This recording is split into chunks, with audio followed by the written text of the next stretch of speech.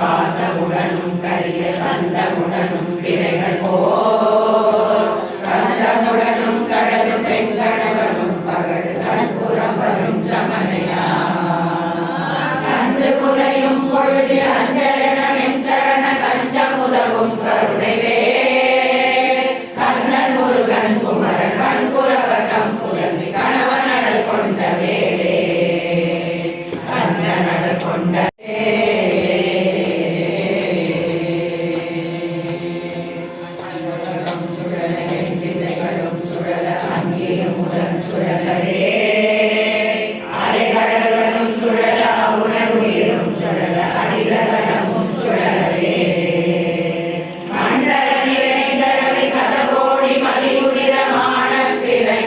Dios.